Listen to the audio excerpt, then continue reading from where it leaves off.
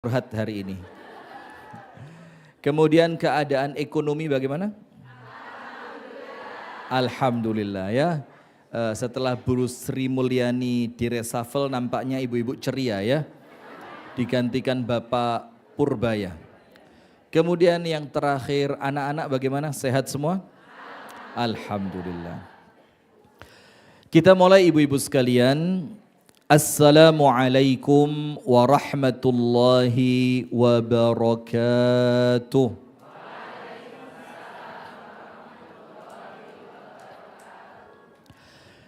Bismillahirrahmanirrahim. Alhamdulillahi rabbil alamin. Assalatu wassalamu ala ashrafil anbiya'i wal mursalin. Nabiyyina wa maulana Muhammadin wa ala alihi wa sahbihi ajma'in.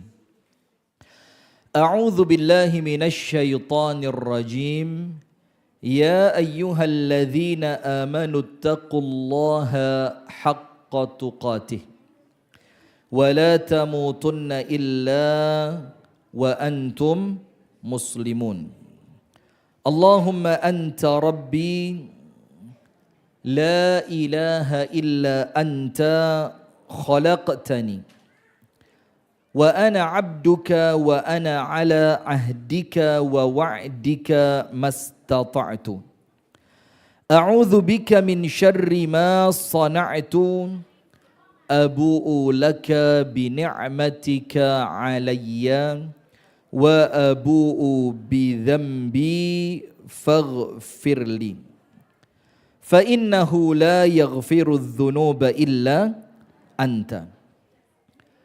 Allahumma inna nas'aluka ilman nafi'a wa rizqan tayyiban wa amalan mutaqabbalan. Allahumma 'allimna ma yanfa'una wanfa'na bima 'allamtana wa zidna 'ilman wa hudan wa taufiqan amin ya rabbal alamin.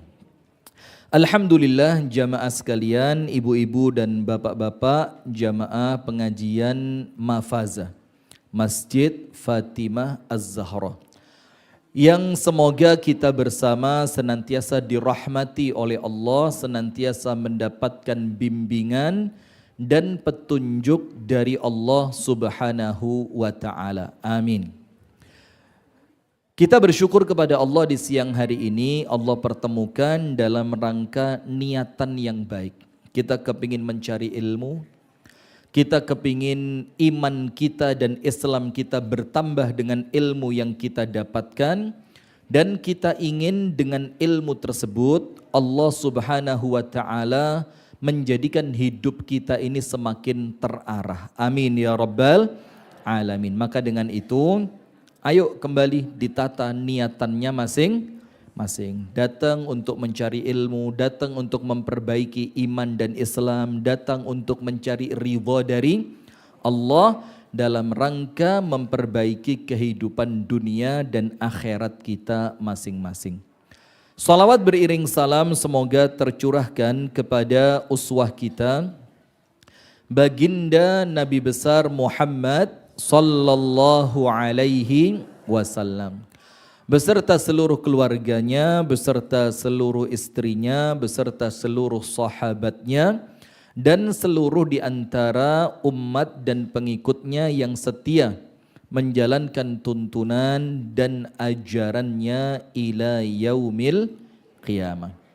Ibu-ibu sekalian, di siang hari ini saya tidak akan kebanyakan gak jelas lah. Karena waktu kita terbatas. Ini katanya tadi panitia, Ustadz waktu cuma sampai jam 2 saja nggih. Nggih.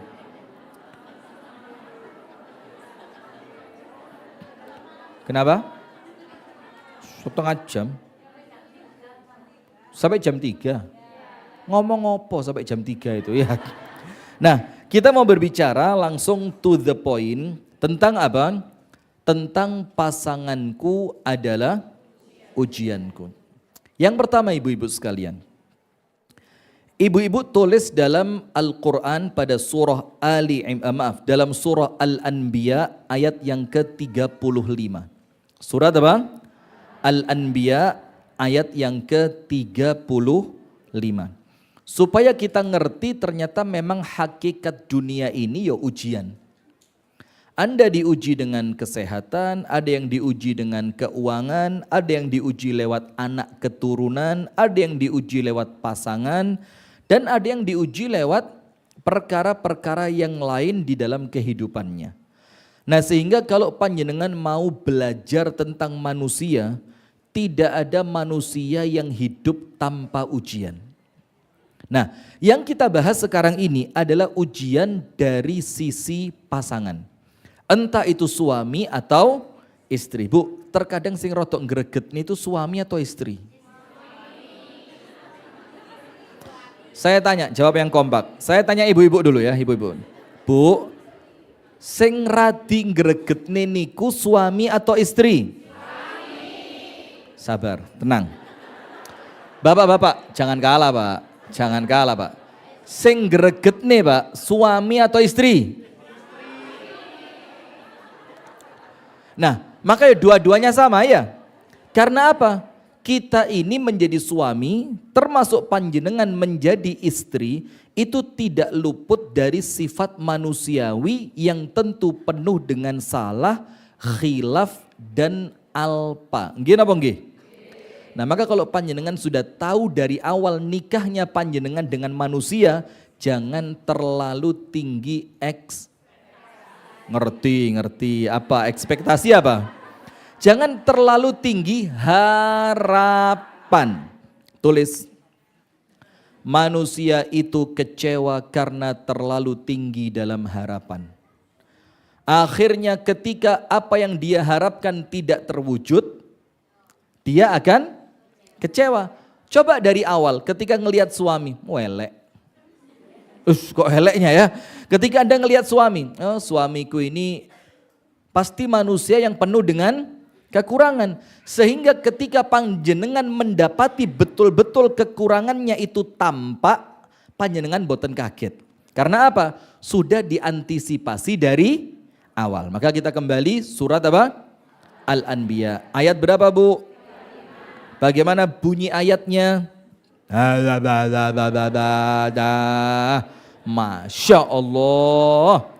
Ini Anda memalukan Ustazah Eva. Mana beliau? Ustazah, bagaimana ini Ustazah? Di Malang model begini tidak masuk Ustazah.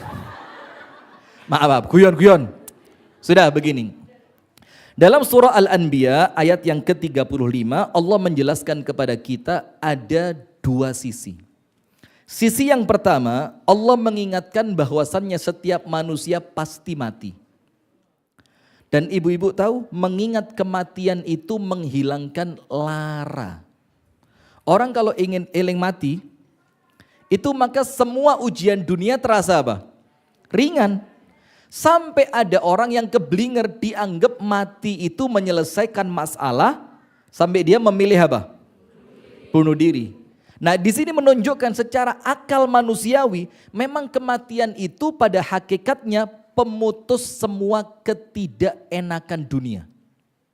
Tapi ingat, kalau orangnya memang orang yang baik. Maka dengan itu Nabi Muhammad di dalam hadis riwayat Imam Muslim, Ustazah Eva saya mohon maaf ya bercanda tadi ya. Masya Allah, jangan mikir yang macam-macam Ustazah. Kenapa? Iya, panjenengan aman, saya pulang digeruduk jamaah ini. Karena sekarang lagi muncul feodalisme ini. Sudah, Rasulullah bersabda ibu-ibu sekalian dalam hadis riwayat Imam Muslim dan riwayat yang lain. Yang hadis ini adalah hadis yang sahih. Di mana Nabi Muhammad SAW bersabda, "Idza matal 'abdul mu'min", ketika seorang hamba yang beriman itu meninggal dunia, apa yang dia dapatkan? Istaraha min ta'abid dunia wa nasabiha. Maka saat itu datang waktu untuknya beristirahat dari capek dan penatnya dunia. Loh, suami itu kan termasuk dunia.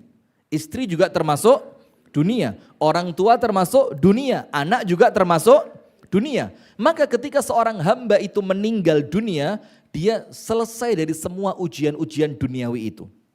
Nah, kemudian Allah melanjutkan ayatnya, kullu nafsin dha'iqatul maut. Maka oleh Allah diawali dengan kalimat mengingat mati dulu. Karena kalau orang itu ingat mati, sabare gampang.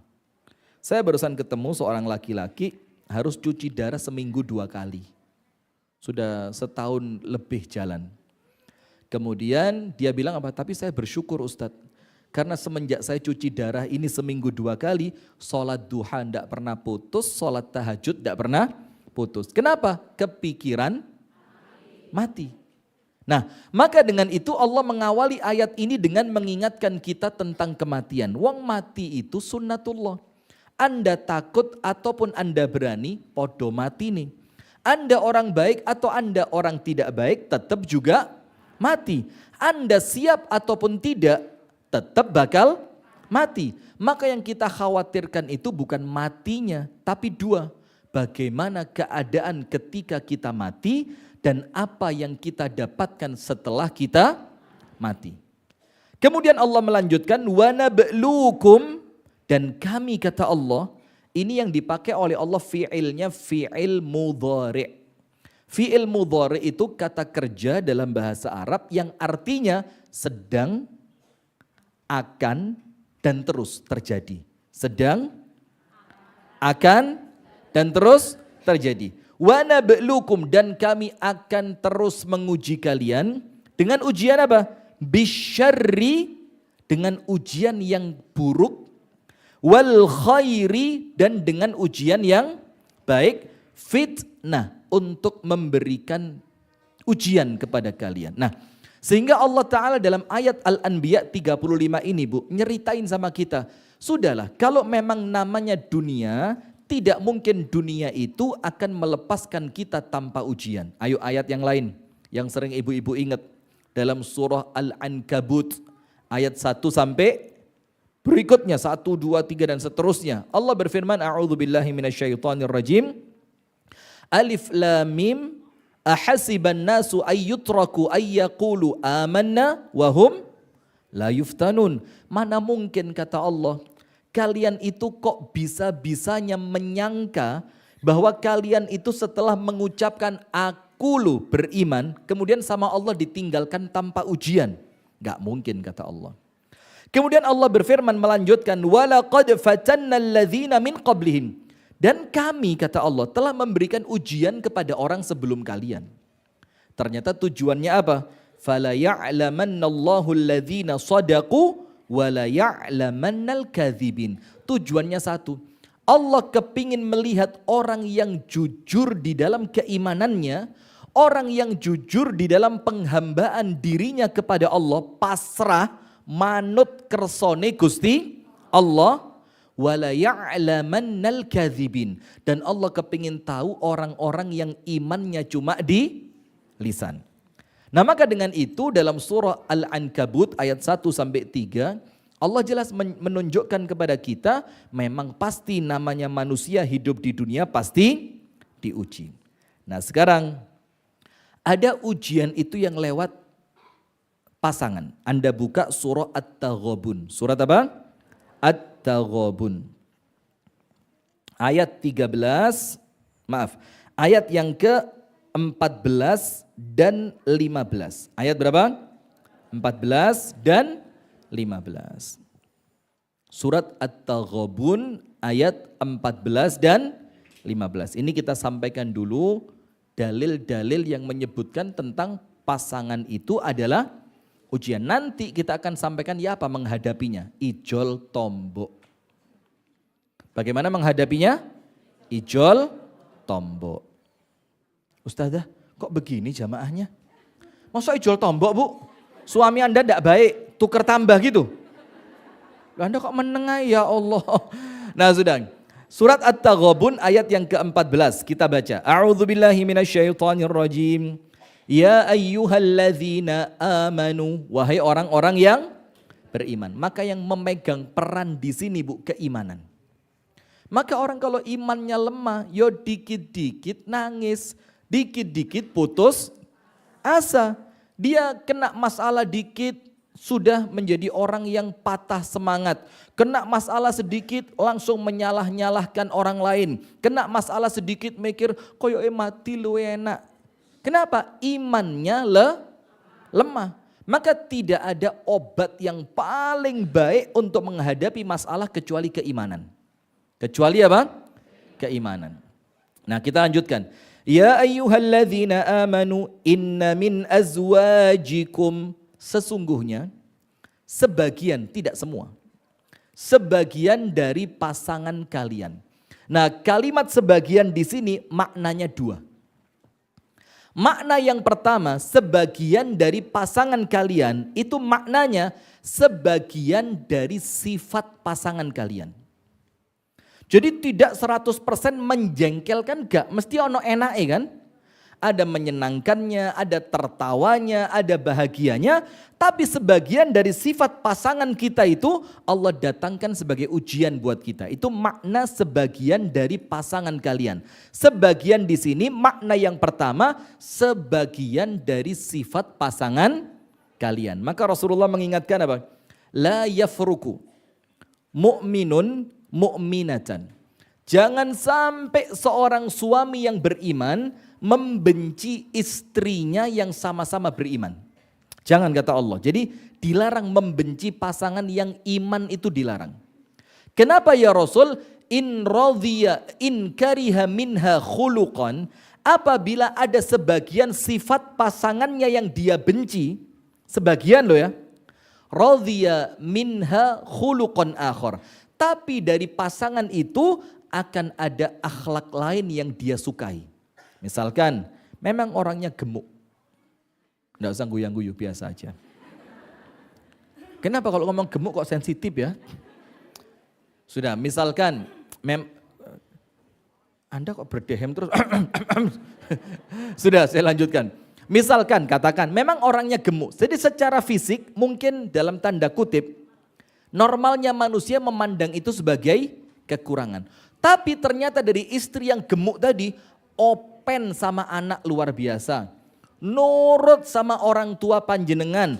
Ternyata hormat banget sama orang tua Anda. Jadi sebagian sifatnya yang mungkin untuk Anda kurang menyenangkan, itu Allah bayar dengan sebagian sifat lain yang menjadikan Anda itu memaafkan kekurangannya. Faham? Jadi kalimat inna min azwajikum, sebagian dari sifat pasangan kalian. Karena tidak semua sifatnya kita benci. Nah, maka dengan itu Rasulullah bilang jangan membenci pasanganmu yang beriman. Kalau ada satu sifat yang kamu tidak suka, masih ada sifat lain yang lebih menyenangkan untukmu. Nah, Allah berfirman itu yang pertama maknanya sifat. Makna yang kedua, tidak semua orang itu ujian untuk pasangannya. Ini makna yang kedua. Contoh.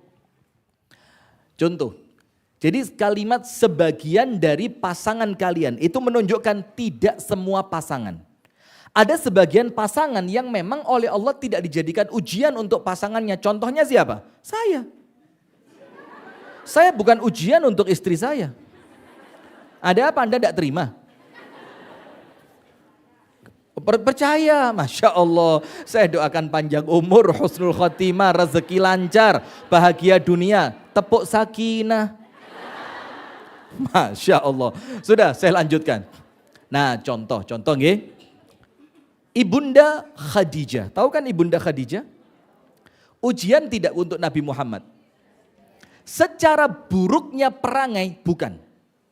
Tapi ujian dalam kebaikannya. Maka suatu hari malaikat Jibril turun membawa salam untuk Ibunda Khadijah dari Allah Ta'ala. Kalau Anda kan salamnya dari tukang paket kan? Esok paket, awan paket, sore paket, sampai mukanya suami kayak kerdusnya paket. Masya Allah. Sudah, ini ucapan salam dari Allah Ta'ala. Bayangin Bu, Ibunda Khadijah bukan nabi, bukan rasul. Tapi kemudian Allah mementingkan beliau dengan langsung memberi salam dan memberi berita gembira lewat malaikat yang tugasnya hanya mengirimkan wahyu. Seakan-akan dalam kalimat itu Bu, Ibunda Khadijah itu oleh Allah seakan-akan dalam tanda kutip ya. Karena sekarang ceramah ini rotok medeni. Kalau tidak ada tanda kutip gitu, disclaimernya begitu. Itu nanti dianggap Ustadz Rifki menganggap Ibunda Khadijah seorang nabi. Masya Allah, kenemenan Anda itu. Anda itu hidup kok kayak kaku banget ya, kayak kanebo garing. Tahu kanebo kering? Atos, kaku, alot, gak iso ditekuk, gak manfaat. Kanebo kering manfaat buat apa? Nggak ada manfaatnya, kayak ngelapiring gak iso. Paling isone mek siji tok. Buat apa? Tambahan lauk. Tambahan lauk, sudah. Maka Ibunda Khadijah, malaikat Jibril turun. Tak. Apa yang terjadi? Ya Muhammad, aqri Khadijata minallahi salam. Wahai Muhammad, sampaikan untuk istrimu, yaitu Ibunda Khadijah radhiyallahu ta'ala anha, ucapan salam dari Allah. Kemudian apa? Wa aqri Khadijata minni assalam. Dan sampaikan pula ucapan salam untuk Khadijah dariku, yaitu dari malaikat Jibril. Dilanjutkan, wa basyirha. Berikan berita gembira untuk istrimu itu. Apa beritanya? Bi baitin fil jannati min qasabin la sakhabun fiha wala nasab. Ngerti artinya? Ya itulah fungsinya pengajian ya. Berikan kepadanya berita gembira, Allah telah memberi untuknya satu istana di surga yang terbuat dari berlian. Jadi pondasinya berlian, besi penopangnya berlian, temboknya berlian, lantainya semuanya berlian. Jadi bukan cuma seperti pengacara yang kalau ngomong gini-gini pamer berlian di jari. Itu yang enggak level, Bu.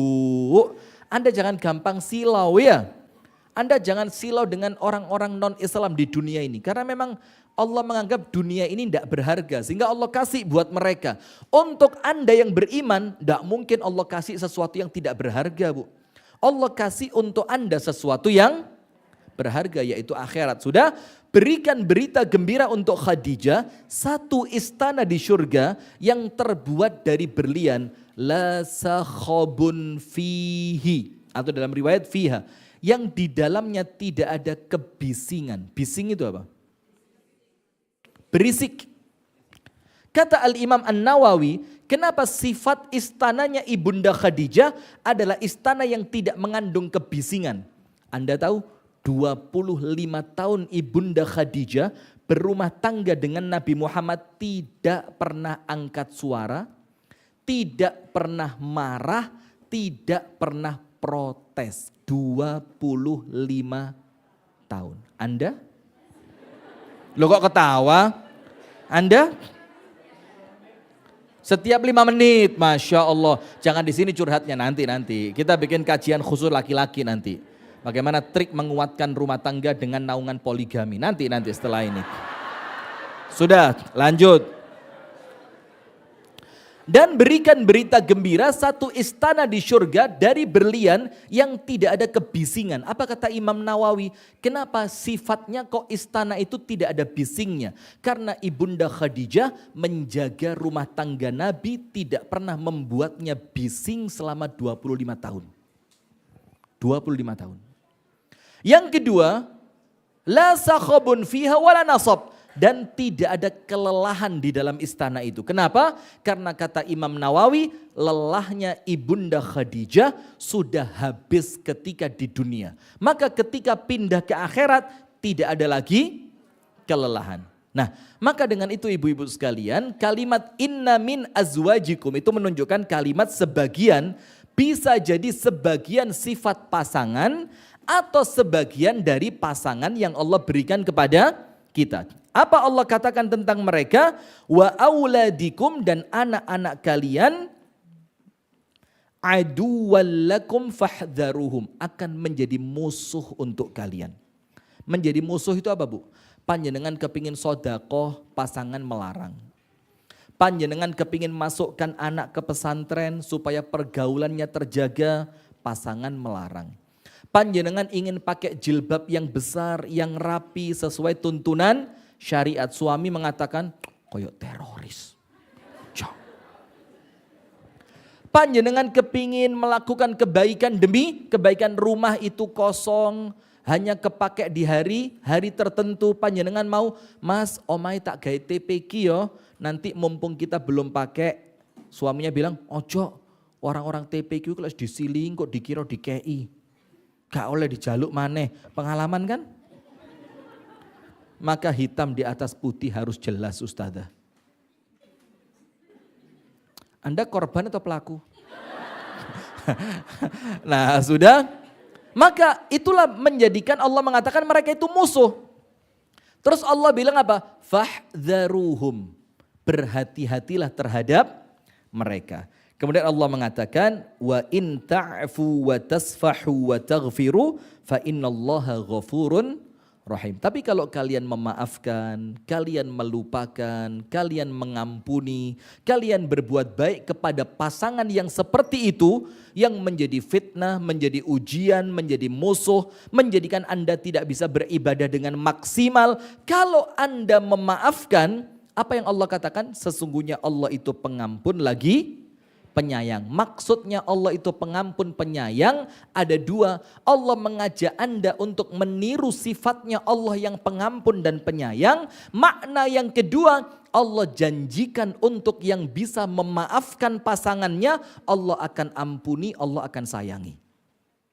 Jadi tidak usah khawatir Bu, wong api itu gak mungkin rugi. Tidak mungkin, orang baik itu tidak mungkin rugi. Maka kalau ada kalimat gini, Mbak sampai lo dimanfaat nih mbak bojo sampean. Maka jangan terpancing dengan provokasi semacam itu ya. Maka kalimat-kalimat semacam itu ngerusak rumah tangga Bu. Seakan-akan Anda itu baiknya oleh suami dimanfaatkan. Baiknya Anda itu seakan-akan oleh suami dijadikan alasan untuk dia menyakiti Anda. Padahal tidak akan rugi orang yang berbuat kebaikan. Ayat 15-nya, innama amwalukum wa auladukum fitnah. Harta kalian, anak turun kalian adalah fitnah. Wallahu indahu ajrun azim. Tapi carilah pahala yang sesungguhnya di sisi Allah. Nah sekarang perhatikan Bu. Sekarang ada beberapa sikap untuk menanggapi. Menanggapi itu apa? Untuk merespon, kurang tepat. Untuk menanggapi, merespon, menghadap, menghargai. Menghargai apa Anda? Untuk menghadapi, merespon, menyikapi. Luar biasa. Anda kalau ngerti jangan ditutup-tutup Pak, beritahukan. Anda baru tahu kalimat menyikapi aja udah pelit. Nah, untuk menyikapi pasangan yang kemudian pasangan itu akan menjadi musuh dan ujian kita. Nomor satu, tulis. Nomor satu. Perhatikan Bu. Hadis yang sempat saya baca di awal tadi. Nabi Muhammad, tulis, Nabi Muhammad mengajak kita untuk fokus pada positifnya bukan negatifnya. Nomor satu, Nabi Muhammad itu mengajak kita untuk memperhatikan pasangan itu fokuslah pada apanya? Positifnya.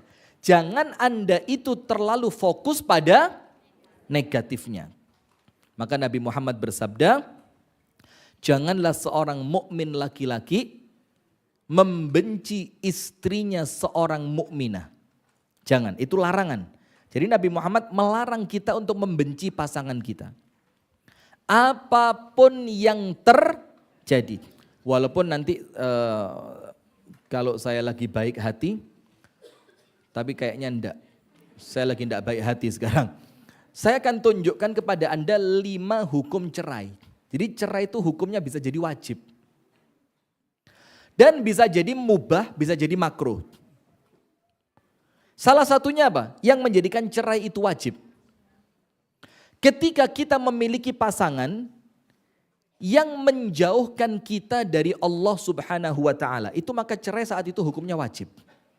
Bahkan kalau suami disebutkan dalam hadis yang sahih, punya istri yang buruk akhlak dan agamanya, Terus suami itu tidak mau menceraikannya hanya gara-gara faktor duniawi, cantik, kaya, kedudukannya tinggi, punya jabatan, orangnya terpandang. Jadi hanya perkara duniawi yang menjadikan dia tidak mau menceraikan istrinya, padahal akhlaknya buruk, agamanya juga buruk. Apa dampaknya? Oleh Allah doanya suami tersebut tidak akan diijabah. Jadi doanya itu oleh Allah tidak diijabah.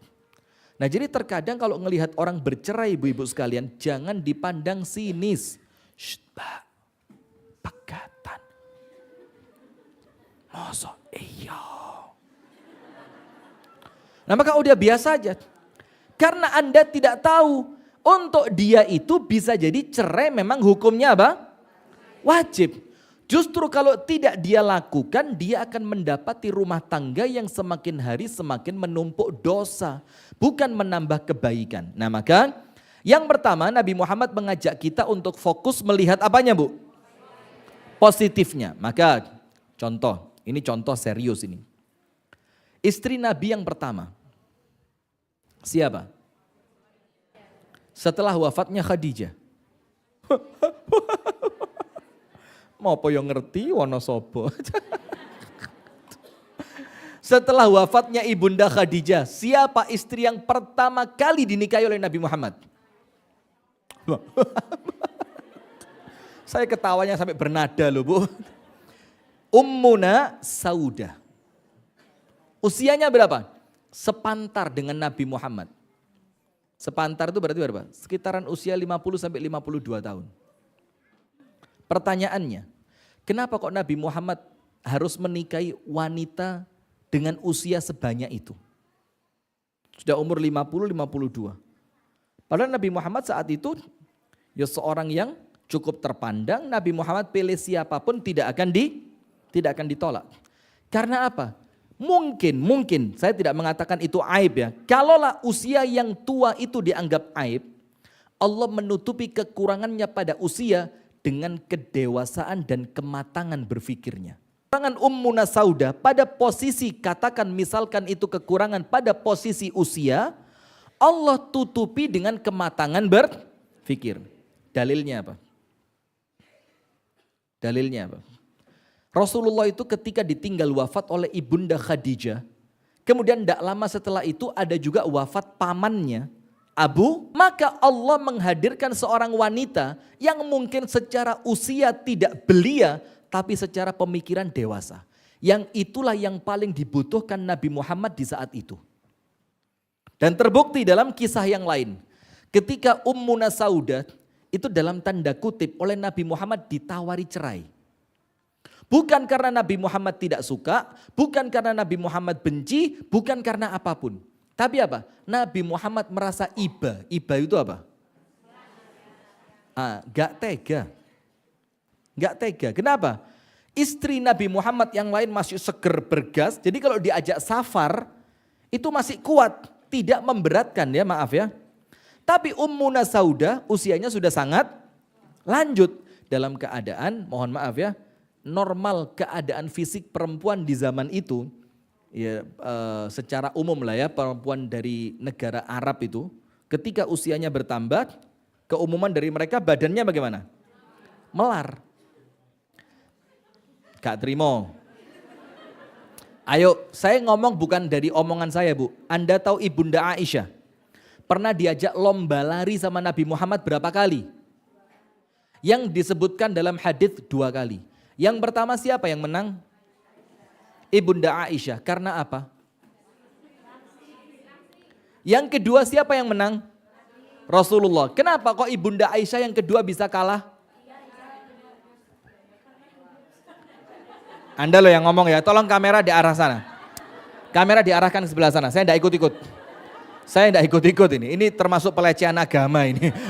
Masya Allah. Nah, sudah ibu-ibu sekalian, itulah keumuman. Maka Ummuna Saudah itu ketika sudah mulai lemah, Rasulullah khawatir kok terkesan dia itu melayani saya dengan jerih payah yang luar biasa. Maka Rasul kesian, seakan-akan ingin dibebaskan lah. Wes lah, kamu tidak usah jadi istri saya.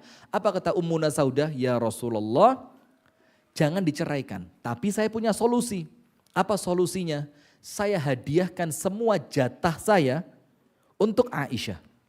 Jadi kalau pas mau safar di Kopyok, kemudian yang keluar nama saya, ngerti di Kopyok apa ora?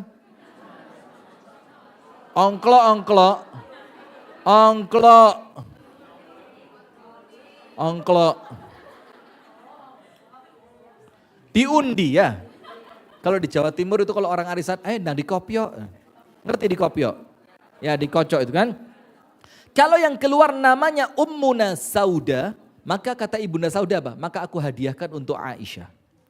Dan jatah malamku aku juga berikan kepada Ibunda Aisyah. Nah itu menunjukkan bagaimana memang Ummuna Sauda ini secara manusiawi memiliki apa? Kekurangan. Tapi kekurangannya itu ditutup dengan apa? Kedewasaannya, pemikirannya yang matang, kemampuannya untuk bersikap dengan baik di hadapan Nabi Muhammad. Maka poin yang pertama, ketika yang Anda lihat pasangan Anda itu ternyata menjadi ujian untuk Anda, maka Anda salah fokus. Anda hanya fokus pada kekurangannya dan Anda tidak pernah melihat kebaikannya. Tapi itulah perempuan, Pak. Itulah perempuan. Perempuan ini dalam hadis Bukhari Muslim dikatakan apa? Kalau ada salah seorang di antara kalian para suami, yuhsinu ilaiha, berbuat baik kepadanya sepanjang usia. Kemudian dia melakukan satu kesalahan. Apa kata Rasulullah tentang perempuan itu? Maka dia lupakan baik yang sepanjang umur tadi. Terus dia ngomong tentang suaminya apa? Wallahi ma ra'aitu minka khairan qatt. Demi Allah, sampean gak tahu apik belas mas. Mulai manten anyar sampai saiki soro terus mas suripku. Coba, itulah sifatnya Tapi perempuan yang mana? Perempuan yang tidak ngaji ke Ustazah Eva. Kalau sudah ngaji sama Ustazah Eva, ya tentu hadis ini menjadi apa? Pelajaran. Oh berarti kita tidak boleh menjadi seperti itu. Jangan sampai melupakan kebaikan suami. Suami juga gitu, jangan sampai melupakan kebaikan istri. Maka cara yang pertama ketika menghadapi kekurangan pasangan, atau Anda menganggap pasangan Anda itu datang dalam kehidupan sebagai ujian, bagaimana? Jangan hanya fokus pada negatifnya, tapi Anda coba korek positifnya. Poin kedua, pasanganku adalah ujianku. Sekarang begini Bu, ketika Anda menganggap pasangan Anda itu ujian Anda, maka Anda jangan pernah lupa, orang yang oleh Allah diuji adalah orang yang oleh Allah dicintai. Tulis, ujian tanda cinta dari Allah. Tulis. Kalau di Malang enggak pakai komando ini. Saya ngomong begini langsung otomatis diingkluk. Di sini dikomando dulu ya. Oh di sini direkam. Oh pinter, Masya Allah ya. Kalau ada yang gampang kenapa yang susah. Dan itu prinsip kita banget ya. Kalau bisa disulitkan kenapa dimudahkan. Sudah. Ujian tanda apa? Cinta. Dari siapa? Allah. Sekarang ada hadisnya muttafaqun alaih Bukhari Muslim. Rasulullah SAW bersabda, Innallaha idza ahabba abdan ibtalahu. Apabila Allah mencintai seorang hamba, maka Allah akan memberikan ujian kepada hamba itu. Nah sekarang terlepas, kalau pembahasan kita sekarang ujiannya lewat siapa? Suami, pasangan. Anda kok kayak nuduh sebelah sana Anda ya? Ya pasangan bisa jadi suami, bisa jadi istri. Maka ketika Anda itu oleh Allah diberi suatu ujian, entah itu lewat pasangan kah, lewat orang tua kah, lewat anak kah, lewat ekonomi kah, kesehatan kah, maka itu ciri bahwa Allah mencintai Anda. Tapi ingat, dilanjutkan, tidak berhenti sampai situ. Faman radhiya falahur ridho. Maka barang siapa yang menyikapi ujian ini dengan keridhoan, ridho itu apa sih Bu? Saya mau tanya, sabar sama ridho bagus mana? Kenapa? Sabar. Ayo, sabar sama ridho bagus mana? Dua-duanya ya jelas dong ya Ustaz. Masya Allah, ya la ilaha illallah Muhammad Rasulullah. Ayo, bagus mana? Ridho. Kenapa kalau yang ngomong ridho kenapa? Ikhlas, beda cerita ridho sama ikhlas itu. Ridho itu nerima, pasrah, tawakal. Bukan ridho, senang, suka. Gini Bu, Anda buka kitabnya Al-Imam Ibnul Qayyim Al-Jauziyah, judulnya Uddatus Sabirin. Bekal untuk orang-orang yang sabar. Dalam kitab itu Imam Ibnul Qayyim memberikan tahapan orang dalam menghadapi ujian. Salah satunya adalah sabar. Sabar. Kemudian husnudzon. Kemudian baru ridho. Jadi orang itu tidak mungkin ridho kalau tidak sabar. Tidak mungkin bisa ridho kalau tidak sabar. Berarti orang yang sabar belum tentu ridho. Orang yang sabar belum tentu apa?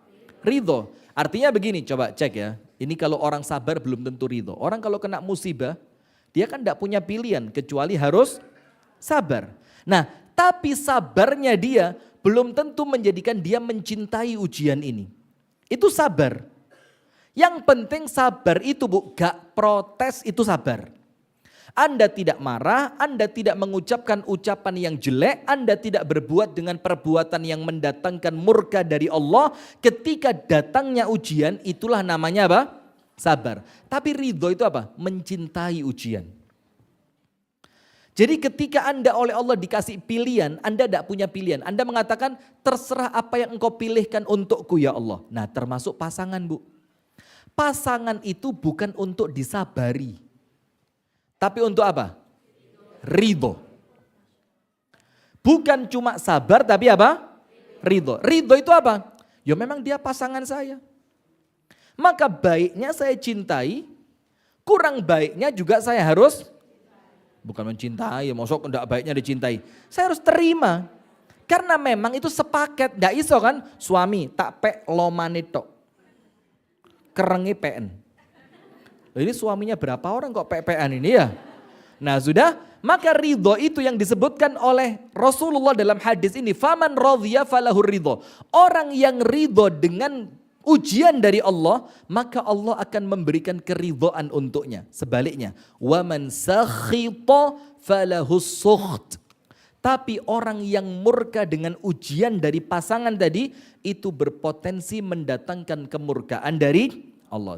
Berarti sifat yang kedua, ketika mendapatkan ujian dari pasangan, pasanganku adalah ujianku, itu apa Bu? Ujian adalah tanda cinta. Terus solusinya apa? Ridho. Sekarang Anda tambah pada poin yang kedua. Pada poin yang kedua, bagaimana ridho atas ujian pasangan? Tulis. Ini ngaji serius saya ini. Baru ini saya bisa serius. Sekarang kan cara yang kedua, Anda meyakini kalau diuji berarti oleh Allah diapain? Dicintai kan? Karena orang yang tidak dicintai tidak akan diuji. Dicul nih sama Allah Ta'ala. Tapi kalau Allah cinta, Allah kasih ujian. Tujuannya apa? Anda gemandul marang Gusti Allah. Gemandul itu apa? Cekelan. Orang kalau hidupnya penuh dengan ujian, sholatnya ya apa? Rajin. Khusyuk. Puasanya istiqomah. Baca Qur'annya rajin. Iya apa enggak? Tapi ketika ujiannya pergi, melayu. Ya sholat ya le eling tok ya. Wong gak sholat rapopo yang penting eling kan? Gak sholat gak popo yang penting eling kan? Sholat itu kan untuk mengingat Allah. Wa aqimis sholata li dzikri. Dirikanlah sholat untuk mengingat aku yaitu Allah. Berarti kalau Anda tanpa sholat sudah iling kan ya enggak apa-apa ya. Ini nanti video saya dipotong jadi masalah saya ini. Sudah lanjut. Nah maka ibu-ibu sekalian, maka ketika orang itu oleh Allah dicintai, Allah tidak kepingin dia jauh dari Allah. Bagaimana caranya? Aku kepingin kamu terus sholat, terus doa, terus ngaji, terus puasa. Bagaimana caranya? Kita mau tidak mau pasti ngaku. Musibah itu bikin kita dekat dengan Allah.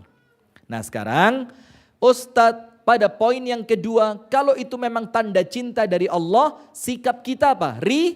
Ridho. Terus bagaimana tipsnya agar ridho dengan ujian lewat pasangan? Ada 3, tulis. Nomor 1. Nomor 1. Apa nomor 1 Bu? Tauhid. Ini Ustazah Eva banget ini. Nomor 1 apa? Tauhid. Tauhid itu apa? Tidak ada yang terjadi di muka bumi kecuali atas izin Allah. Dan tidak ada yang mampu menyelesaikannya kecuali Allah. Itu tauhid dulu di awal. Jadi kalau Anda nikah sama seseorang, seiring berjalannya waktu mulai muncul tabiat aslinya. Loh kok ternyata seperti ini. Loh kok ternyata begini. Ini maju tambah soro, mundur ndak punya pilihan. Maka bagaimana? Anda harus meyakini datangnya orang ini dalam kehidupan saya, itu pilihannya siapa? Allah. Dan tidak akan menjadikan saya mampu menghadapi orang ini kecuali Allah. Itulah tauhid. Maka orang beriman kalau kena masalah ucapannya apa? Qadarullah wa ma syaa fa'al. Seperti kemarin Indonesia kalah itu. Itu saya ngomong begitu sambil saya mangkel sama Rizky Ridho itu. Pewang bal kari nyepak didik tok digiring barang, ya Allah. Yang nonton Indonesia lawan Irak itu loh. Tak pikir aku karuan aku baik timbang sampean iki peh.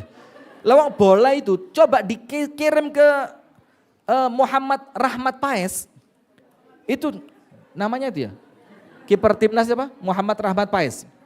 Coba dikirim ke Martin Paes, dus. Sama Martin Paes ditendang, dup. Selesai enggak ada gol itu. Lah kok sama Ridho kata gaya-gayaan tuh digiring. Sikat sama pemain Irak jadi gol. Nah tapi orang beriman tidak boleh begitu. Karena apa? Semua itu terjadi atas kehendak siapa? Allah. Maka ucapkan qadarullah. Hadirnya wong situ iki ndek uripku. Iki takdire Gusti Allah. Wa ma syaa fa'al, dan Allah akan melakukan, mengerjakan apapun yang Allah kehendaki. Maka itu nomor 1 tauhid supaya muncul ridho. Nomor 2, supaya muncul ridhonya bagaimana?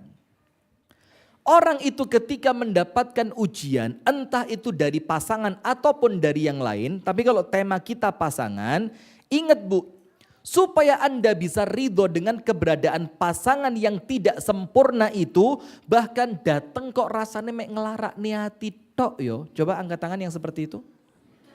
Yang dapat suami kok malah loro hati terus. Mana orangnya? Angkat tangan. Ngono iku wong ya teko. Yang mana? Nah, maka cara yang kedua Bu, jangan ngelihat dunia tapi lihat akhirat. Cara kedua, fokus pada kehidupan akhirat. Kenapa? Fokus pada kehidupan akhirat. Kalau Anda mikirnya dunia, ya Anda mikirnya disakiti terus. Disakiti. Sampai nangisnya dorong umbele wis metu dhisik. Ada yang curhat model begitu ya, dan nangis belum umbele metu. Maaf Ustadz. Saking menghayati Ustadz. Sampai ingus pengen keluar juga. Nah misalkan ya. Maka Bu, jangan fokus pada dunia. Kalau Anda fokus pada dunia Bu, Anda akan terus teringat dengan sakitnya itu. Tapi fokusnya apa? Tak kasih contoh. Nabi Muhammad SAW. Ketika terjadi masalah yang sampai dalam sebagian keadaan menjadikan Nabi Muhammad itu merasa, dalam tanda kutip ya, sumpek. Apa ucapannya Nabi Muhammad? Allahumma la aisha illa aishul akhirah. Ya Allah, urip ndek donya ngono sementara. Maka ya Allah, tidak ada kehidupan yang aku cari kecuali kehidupan akhirat. Kenapa mikir akhirat itu ngelegakne ati, bikin Anda ridho? Karena Anda tahu kalau saya sabar dan ridho di sini, akhiratku bakal cerah. Maka poin kedua, jangan fokus pada dunia tapi mikir akhirat.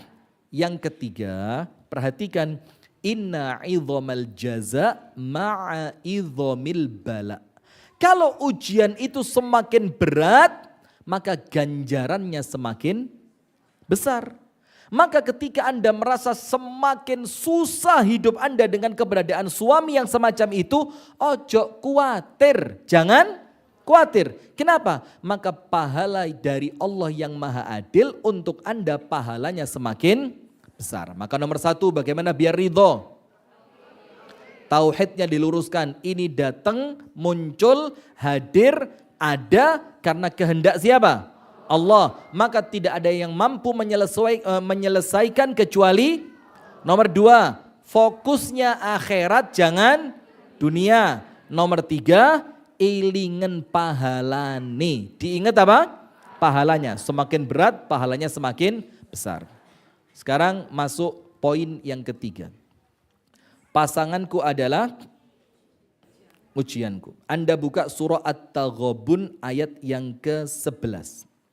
Surat apa Bu?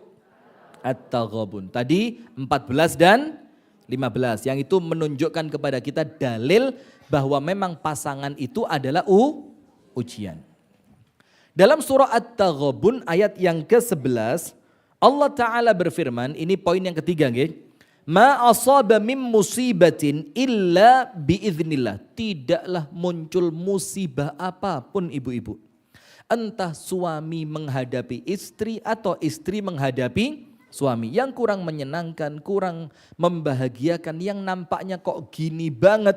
Maka ingat, musibah itu tidaklah datang kecuali atas izin dari Allah. Sampai situ Anda paham. Berikutnya apa? Wa may yu'min billah yahdi qalbah. Orang yang beriman kepada Allah, Allah akan bimbing hatinya. Maksudnya bimbing hatinya apa? Allah akan tuntun dia, Allah akan arahkan langkahnya, Allah akan mudahkan dia menyelesaikan musibah itu dengan cara yang terbaik. Syaratnya apa? Wa may yu'min billah. Barang siapa yang beriman kepada Allah, maka Allah akan memberikan petunjuk ke dalam hatinya. Nah, maka poin ketiga, menghadapi suami yang menjadi ujian atau menghadapi istri yang menjadi ujian, yang dikuatkan apa? Poin ketiga, kuatkan keimanan. Kuatkan apa Bu? Keimanan. Bagaimana cara menguatkan iman atas keburukan pasangan? Tunggu dulu, jangan itu dulu. Maksudnya apa Ustadz? Menguatkan iman ketika mendapati pasangan itu sebagai ujian. Maksudnya apa? Ayo, yang tahu. Tak kasih hadiah haji tahun depan tanpa antri. Syaratnya bayar sendiri. Ayo bismillah, enggak usah guyang-guyu, serius saya, serius. Ayo, haji tanpa antri tahun depan. Kenapa? Di PHP? Loh, Ustadz diwara PHP, Masya Allah. Hati-hati loh Bu, ini tangganya tinggi loh Bu. Di Malang itu ada ibu-ibu ngerasani saya. Cuma tangga 3 pendek-pendek kakinya patah. Ini tangga, Masya Allah, Masya Allah. Anda kalau jalan nanti diperhatikan betul Bu ya. Saya tidak menginginkan sesuatu yang buruk terjadi Bu. Tapi kalau itu sudah kehendak Allah, apa kata sudah. Astagfirullah, sudah. Bu, apa arti menguatkan iman ketika kita menghadapi pasangan sebagai ujian? Lihat, Anda tahu Asiyah dengan Fir'aun? Tahu apa enggak? Tahu apa kenal? Itu Fir'aun apanya sama Asiyah? Suami. Pasangannya bukan? Ujian bukan? Cara Asiyah menghadapi Fir'aun dengan apa? Imannya. Imannya. Mau tahu buktinya begini. Ketika Asiyah itu kan ketahuan dia beriman kan, akhirnya sama Fir'aun diapain? Disiksa, badannya itu dipenteng. What the meaning of dipenteng? Dipenteng itu jebreh nih. Ya, sudah. Tangan, kaki diikat. di tengah panasnya padang pasir Mesir. Dijemur. Sambil dijemur dan Masya Allah Ustazah. Saya insya Allah pahala saya besar hari ini. Membahagiakan orang loh. Masya Allah. Bahagia nggak Bu? Kirim salam sama suami ya Bu. Sudah? Itu sama Fir'aun diapain? Dicambuk. Ketika dicambuk ternyata Fir'aun melihat ada senyuman di pipinya siapa? Kok senyum di pipi sih? Di bibirnya Asia. Fir'aun bilang apa? Pantes lawong gendeng. Iya, Fir'aun bilang begitu. Pantes dipukulin ketawa. Pantes dia tidak beriman kepada saya. Pantes dia punya sesembahan selain saya. Pantes dia menganggap saya bukan penguasa alam semesta. Lah memang gila. Apa yang terjadi? Fir'aun tidak tahu bahwasannya saat itu keimanannya Asia yang menyelesaikan semua masalah. Contohnya begini. Nah Fir'aun kan mukul. Pak. Asia tersenyum. Anda tahu kisah sebelum senyumannya Asia itu apa? Siti Asia berdoa. Dan doanya itu diabadikan dalam Al-Quran. Rabbi b'nili indaka baitan fil jannah. Wa najjini min fir'auna wa amali. Wa najjini minal qawmidh zalimin. Rabbi ya Allah. Ibni li, bangunkan untukku. Indaka, di sebelahmu ya Allah. Lihat cara doanya Siti Asia ini. Minta di sebelahnya Allah berdampingan. Rabbi binili indaka baitan, sebuah rumah. Atau kalau diartikan istana. Fil jannah, di mana? Di surga. Wa najjini, dan selamatkan aku min fir'auna wa amali, dari si suami yang bengis ini dan bala tentaranya. Wa najjini minal qaumidz zalimin, dan selamatkan aku dari orang yang zalim. Ketika Siti Asia yakin betul, yakin itu namanya apa Bu? Iman, bahwa doanya didengar oleh Allah. Dia yakin betul orang yang memperjuangkan keimanannya tidak akan ditinggalkan oleh Allah. Apa yang terjadi? Apa yang terjadi? Langsung Allah buka pintu langit, krek. Allah panggil Siti Asia, Asia rumahmu sudah jadi. Maka Siti Asia itu memandang ke arah langit, ternyata istananya sudah beres.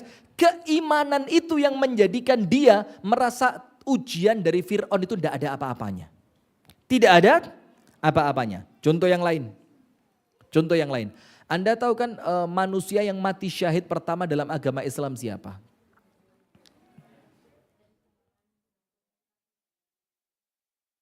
Sinten? Iya. Dikasih kerpean sama Ustazah Eva. namanya adalah Sumayyah. Jadi Sumayyah ini seorang budak perempuan milik Abu Hudzaifah. Ketika Yasir dan keluarganya pindah dari Yaman ke Medina, maka bukan ke Medina, ke Mekah, maka oleh Hudzaifah si Yasir itu dinikahkan dengan Sumayyah. Akhirnya Sumayyah dibebaskan sampai punya anak namanya Ammar bin Yasir. Itu sejarah singkatnya. Sudah, ketika ketahuan bahwa Sumayyah dan sekeluarga masuk Islam, apa yang dilakukan oleh Abu Jahal? Diseksa habis-habisan. Sampai Sumayyah itu Bu, dinyek sama Abu Jahal. Dibilang apa? Alah Sumayyah, kamu itu beriman hanya karena kepencut gantengnya Nabi Muhammad. Tidak terima Sumayyah. Loh, wong saya ini beriman seriusan. Saya ini beriman karena saya meyakini Allah adalah pencipta alam semesta. Tidak ada yang berhak diibadahi kecuali Allah. Akhirnya sama Sumayyah dibalas Abu Jahal itu. Dibalas. Sampai Abu Jahal murka, tombak besinya Bu dipanasi. Kemudian Asia itu dipenteng, dimasukkan itu. Baru salah satu kata harus diprotes. Perempuan banget. Astagfirullahaladzim. Saya di Malang enggak begini loh Bu, biasa aja loh Bu. Sudah, Sumayyah itu dipenteng, bukan Asia, Sumayyah. Jangan salah Anda, memalukan. Dipenteng, terus ditusuk pakai tombak besi tadi. Dan itu bukan cuma ujungnya yang besi, sampai tangkainya itu besi. Ditusukkan pakai alat ke kemaluannya Sumayyah bagian depan dan keluar di tengkuk kepalanya bagian belakang. Kemudian si suami disiksa, si anak ketakutan. Anda tahu yang menjadikan itu terasa ringan apa? Iya memang iman, karena pembahasannya iman kok. Maksud saya apa kisahnya sampai kok kita katakan itu iman yang menjadikan itu terasa ringan. Rasulullah lewat, Nabi Muhammad belum punya kemampuan dan kekuasaan untuk membela. Nabi Muhammad bilang apa? Satu kata, sabran ala Yasir fa inna mau'idakumul jannah. Keluarganya Yasir yang sabar. Kenapa? Karena sebentar lagi kalian bakal boyongan ke surga. Kalian bakal pindah kemana? Ke surga. Ucapan surga dari Nabi Muhammad tadi menjadikan Sumayyah itu rela kemudian ditusuk pakai besi panas. Dan si suami rela kakinya ditarik pakai 2 ekor kuda. Tang, sampai tubuhnya terpecah jadi 2. Kenapa? Karena keimanannya bahwasannya musibah ini ketika aku ridho, aku sabar, aku ikhlas, aku terima, aku tidak protes akan mengantarkanku masuk ke dalam surganya siapa? Allah. Nah sekarang lihat, maka poin ketiga yang dikuatkan apanya Bu? Imannya. Nah menguatkan keimanan ini dengan 2 cara. Nomor 1, ilmu. Tidak ada iman tanpa ilmu itu pret. Iman tanpa ilmu itu apa? Pret. Anda tahu pret? Hah? Pret itu umuk. Umuk itu apa? Umuk itu ngaeng. Ngaeng itu apa? Kalau bahasa kami di desa kami itu bullshit itu. Nggak usah kaget, biasa aja. Sudah? Maka iman tanpa ilmu tidak ada ceritanya. Maka kuatkan ilmu. Bagaimana menguatkan ilmu? Baca ayat-ayat Quran, baca hadits-hadits Nabi yang berbicara tentang keimanan. Wabil khusus keimanan kepada Allah dan keimanan pada hari akhir. Secara khusus keimanan pada 2 hal. Rukun iman itu kan ada 6. Tapi yang paling mempengaruhi 2, iman kepada Allah dan iman dengan datangnya hari akhir atau hari kiamat atau hari pembalasan. Maka nomor 1 cari ilmu. Nomor 2 belajar dari kisah. Belajar dari apa? Kisah. Maka kisah-kisah itu Bu menguatkan apa? Keimanan.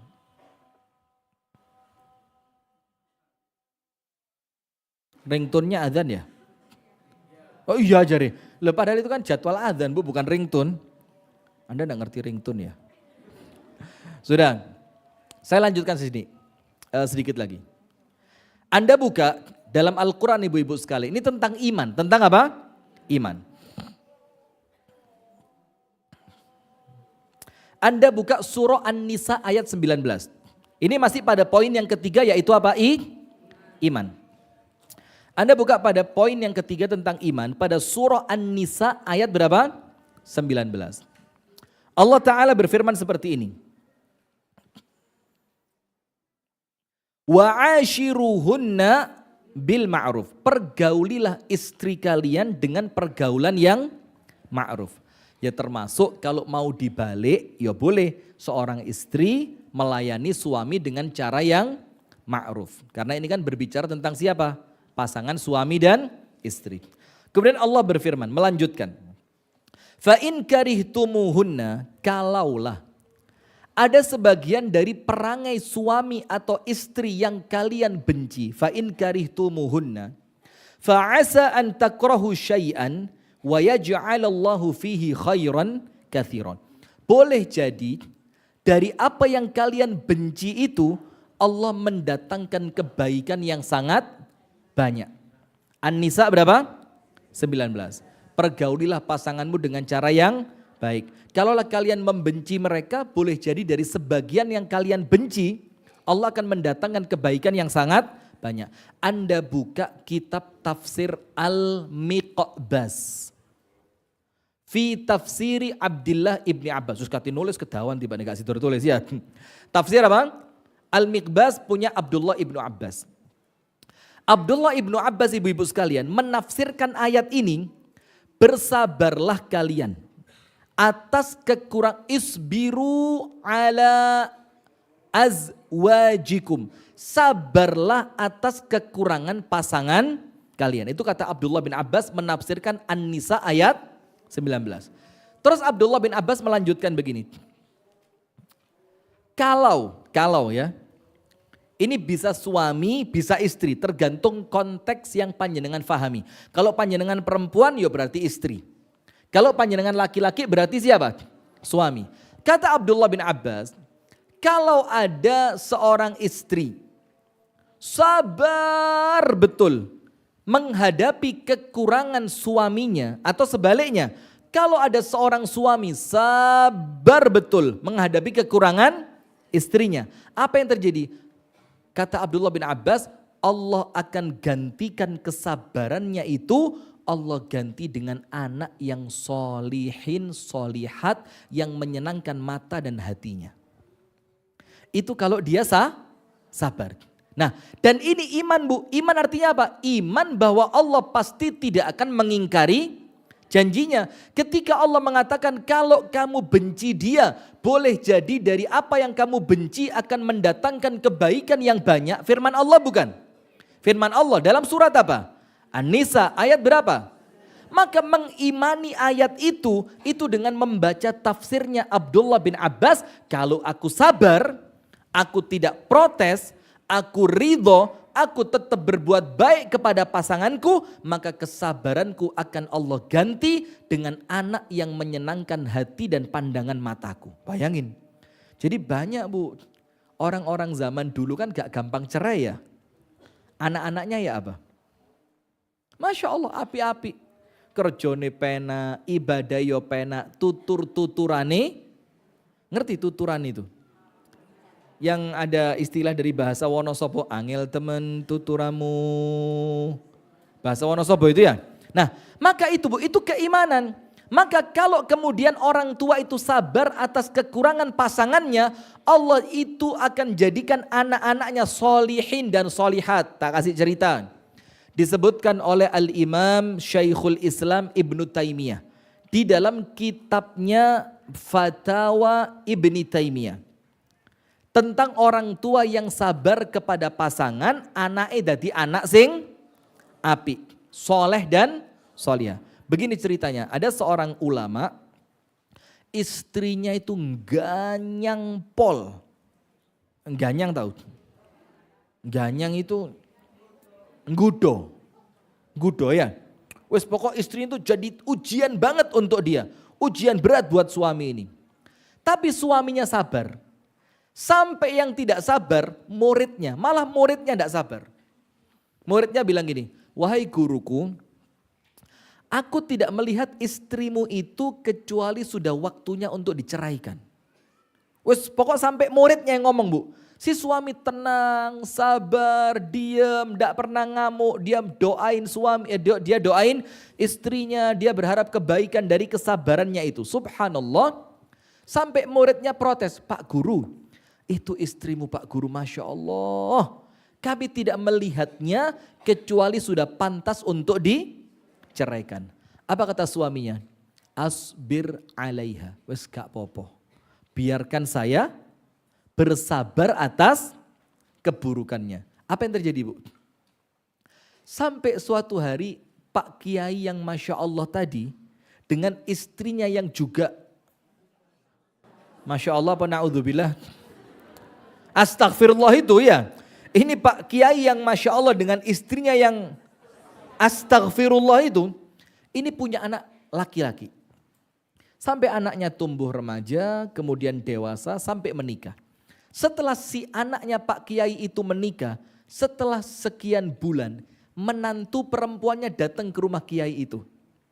Tanya apa? Pak, Saya mau tanya, apa sih resepnya? Kok panjenengan itu bisa punya anak laki-laki sehebat itu, sesolih itu, seistiqomah itu, sebaik itu? Jadi pokok istrinya itu menceritakan kebaikan siapa? Suaminya, anaknya Pak Yai tadi yang sabar terhadap istrinya. Kok bisa sih Pak? Kamu punya anak sekeren itu. Coba ceritain sama saya supaya nanti cucumu, anak saya dan anak saya hasil dari anakmu itu menjadi cucu yang seperti bapaknya. Sing uapi pol. Panjenengan dengar jawabannya apa? Sabartu ala adha ummihi ishrina sana. Farazaqani waladan salihan badalan lah. Aku sabar atas keburukan ibunya bojomu itu.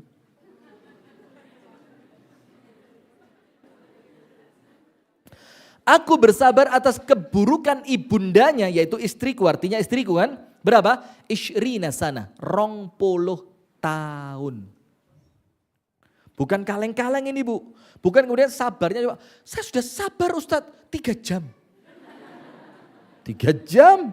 Ini 20 tahun. Apa yang terjadi? Akhirnya Allah memberikan ganti kepadaku atas kesabaran itu dengan apa?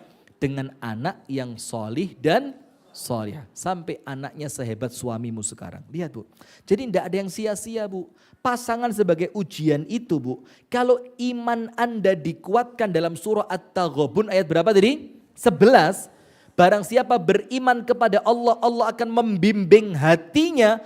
Anda buka tafsir Ibnu Katsir, orang yang mengimani takdir keburukan pasangan itu, Allah akan kuatkan kesabarannya. Maka yang dikuatkan apanya Bu? Iman. Terakhir poin keempat. Poin yang keberapa? 4. Anda buka surah Al-Furqan pada ayat yang ke-20. Surat apa? Al-Furqan ayat 20.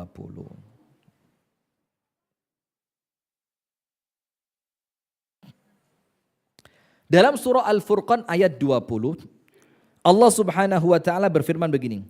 Wa ma arsalna min qablika minal mursalin illa innahum la ya'kuluna at-ta'ama wa yamshuna fil aswaq wa ja'alna ba'dakum li ba'din fitnah.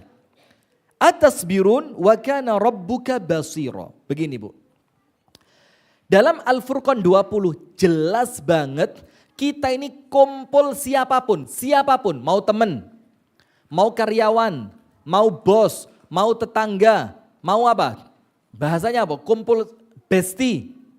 Tidak lain dan tidak bukan orang yang datang dalam kehidupan kita pasti ujian. Pasti apa? Ujian. Maka Allah mengatakan wa ja'alna ba'dakum li ba'din fitnah. Kami jadikan sebagian kalian untuk sebagian yang lain sebagai apa? Ujian. Allah bilang atas birun. Apakah kalian bisa sabar? Nah sekarang Bu, kalau kita ngerti bahwasannya memang Allah menjadikan orang yang ketemu kita adalah ujian untuk kita, termasuk pasangan itu adalah ujian, Allah mengatakan apa? Apakah kamu bisa sabar? Sekarang poin keempat, wasta'inu bis-sabri was-shalah. Al-Baqarah berapa? Al-Baqarah berapa?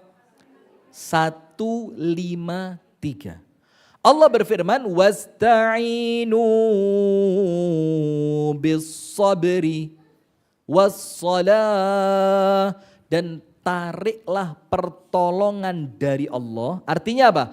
Mintalah pertolongan dari Allah atas pasanganmu sing rodok ngregetno itu. Bahasanya pantas tidak gregetno. Menjengkelkan itu ya. Wasta'inu, mintalah tolong kepada Allah atas keburukan pasanganmu itu dengan cara apa? 2. Bis-sabri was-shalah. Dengan cara kuatkan sabarmu dan istiqomahkan salatmu. Nah sekarang Bu, sebagian ulama tafsir itu mengartikan sabar dalam Al-Baqarah 153, sabar di situ puasa. Sabar di situ apa? Puasa. Maka supaya pasangan yang datang sebagai ujian itu tidak menjadikan kita ini gagal dalam ujian, kuatno ibadah secara umum dan secara khusus kuatkanlah puasa Anda dan kuatkanlah apa? Sholat Anda. Sekarang kita mau kasih contoh bahwa sholat itu menyelesaikan masalah. Begini, tahu seorang tabi'in bernama Urwah bin Zubair. Salah tempat ngaji saya. Urwah bin Zubair tahu? Siapa? Urwah bin Zubair ini siapa Bu? Oh ya betul, lawang Urwah bin Zubair kok ya anaknya Zubair bin Awam. Tapi ya betul ya memang ya. Urwah bin Zubair ini adalah putrinya Asma binti Abi Bakar. Kok putrinya sih? Putranya Asma. Dan Anda tahu kisah pernikahan Asma dengan Zubair bin Awam apa? Cerai. Jadi Asma itu Bu, akhirnya pada sisa akhir usianya itu bercerai dari Az-Zubair bin Awam. Dan Anda cek sejarahnya, ini rotok kontroversial ya. Dalam sejarahnya itu, kenapa Az-Zubair ibnul Awam itu menceraikan Asma? Ada dua versi cerita. Versi yang pertama, Zubair bin Awam itu sesekali emosional sampai ringan tangan. Mukul. Maka putranya tidak terima. Abdullah bin Az-Zubair itu sampai nyumpain bapaknya. Kalau sekali lagi aku melihatmu memukul ibundaku, maka urusannya antara engkau dengan aku. Itu katanya Abdullah bin Az-Zubair bin Awam. Ngomong ke bapaknya, kalau kamu pukul ibuku sekali lagi, maka ini urusannya kamu sama saya. Ini bukan anak kurang ajar sama orang tua, enggak. Ini apa? Bagaimana seorang anak membela ibunya. Karena normalnya perempuan kuat atau lemah? Lemah, maka enggak ada suami takut istri itu enggak ada. Yang ada itu suami menghormati istri. Jadi ngomong wedi yo gak wedi, apa sih yang ditakutkan dari Anda itu? Wong Anda pergi lo ijole ya akeh. Maka kami ini bukan takut, kami ini cuma apa? Hormat. Wis tak mek ngene tok lho. Nggih, siap salah. Siap lah 86 dan siap salah. Wah, Masya Allah, sampai hormatnya tuh ngalang-ngalai polisi ke komandannya ya. Sudah, kita lanjutkan. Itu versi yang pertama. Jadi Az-Zubair ibnul Awam itu sesekali ringan tangan. Maka anaknya tidak terima. Dibilang apa? Kalau kamu pukul ibuku lagi, kamu tak pisahin dengan ibuku. Saya tidak terima kamu menikahi, kamu hidup bersama ibuku. Versi yang kedua, ada versi yang lain dan ini juga ada sejarahnya. Ini bukan tuduhan keji. Ada seorang perempuan namanya Atikah. Namanya Atikah. Itu perempuan cantik luar biasa di zamannya. Yang siapapun yang menikah dengan Atikah itu riwayatnya mati syahid semua. Tidak usah kaget. Tapi kan tetap ya kepencut ayu memang loh. Sampai pada akhirnya Az-Zubair bin Awam itu menceraikan Asma untuk menikahi siapa?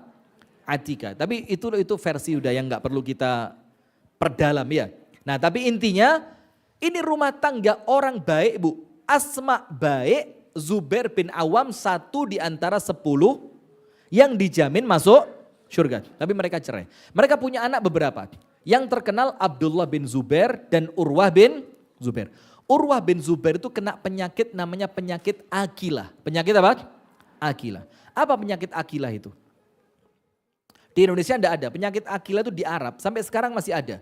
Itu orang kalau jalan di padang pasir tanpa alas kaki. Itu ada kayak cacing kecil. Itu bisa masuk ke telapak kakinya, kayak ngebor gitu. Ketika dia masuk maka dia menggerogoti kulitnya, dagingnya. Dia tidak akan berhenti kalau tidak diamputasi. Jadi tidak bisa kecuali diamputasi. Maka Urwah ini kena penyakit itu, maradul akilah. Maka ketika kakinya mau dipotong, dokternya bilang apa? Isyrab hadha. Disuruh minum khomer. Supaya apa? Liyazula aqlak. Supaya akalmu hilang, kata Urwah, yang ngawur. Ini waktu kaki saya dipotong, ini genting. Ini keadaan kritis. Saya harus ingat kepada Allah. Terus dokternya tanya, lah kalau kamu tidak mau minum ini bagaimana kami potong kaki kamu? Kata Urwah, gampang wis. Idza dakhaltu fi sholati faqta'u rijli. Gampang, kalau saya nanti sholat, kalian lihat sholat saya mulai khusyuk, ketokkan sikilku. Lihat Bu. Dan betul, ketika dia sholat kakinya dipotong. Dan subhanallah aman. Itu menunjukkan Bu, untuk sakit fisik saja, yang sakitnya jelas-jelas sakit, sholat itu bisa menjadi pelipur lara. Apalagi sekedar menghadapi pasangan, sholat sing genah. Orang itu kalau sholatnya genah Bu, masalah-masalah duniawi itu untuk dia kecil. Maka saya pernah diberitahu guru saya, Ustadz Sufyan Nur Al-Makki Al-Marbu Al-Banjari. Ustadz Sufyan itu ngomong begini ya, beliau itu menjelaskan apa? Menjelaskan tentang kalau sholat tidak menyelesaikan masalah duniamu, jangan berharap sholat akan menyelesaikan masalah akhiratmu. Jadi kata beliau, kalau masalah dunia itu tidak selesai dengan sholat, maka jangan berharap akhiratmu akan sukses dengan sholat yang seperti itu. Maksudnya beliau apa Bu? Sholat itu kalau khusyuk, semua bisa selesai. Suami yang jadi ujian insya Allah beres. Istri yang jadi ujian insya Allah beres. Karena Allah mengatakan wasta'inu bis sabri wassalat. Nabi Muhammad kata Ibunda Aisyah, kana idza hazabahu amrun fazi'a ila salat. Nabi Muhammad itu kalau ada masalah langsung agi-agi salat. Agi-agi salat itu apa? Bersegera mendirikan salat. Setelah salat masalah selesai. Pernah suatu hari Ibunda Aisyah dengan Sofia itu eker-ekeran. Gara-gara apa? Waktunya Ibunda Aisyah ternyata oleh Nabi Muhammad yang dielus-elus tangannya Sofia. Ibunda Aisyah lihat dipukul itu tangannya Nabi dan tangannya Sofia. Buk, ditarik tangannya Sofia. Langsung mereka berdua apa? Adu mulut. Sofia gangguin sih, ini kan rumah saya, ini malam saya. Kenapa tangan kamu yang kamu berikan kepada Nabi sampai rame. Sampai Rasulullah apa? Percumalah ini urusan perempuan, ditinggal sholat maghrib. Ketika Nabi Muhammad selesai sholat maghrib, urusan mereka berdua sudah selesai. Siapa yang menyelesaikan? Allah Ta'ala. Dengan apa? Sholat. Maka sekarang kita rangkum. Kalau memang pasangan itu menjadi ujian, apa yang harus kita lakukan? Nomor satu,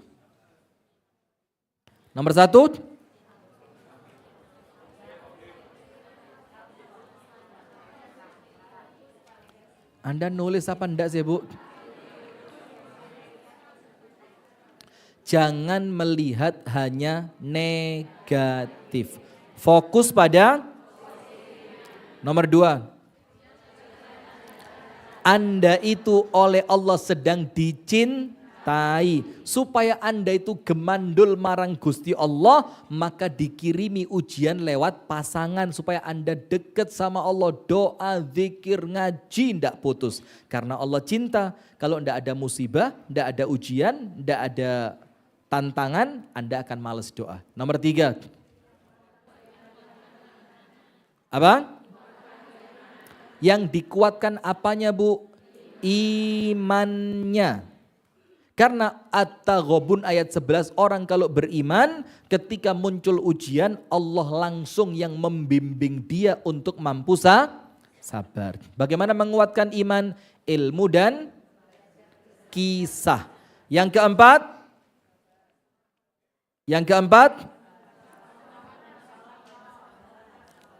apa? Wasta'inu bis sabri wassalat. Secara umum kuatkan ibadahnya. Secara khusus salat dan puasa. Baik, saya kembalikan kepada MC, mungkin ada satu saja pertanyaan ya sampai jam 3. Barakallahu fikum. Falyatafaddal mashkuran ma'jura.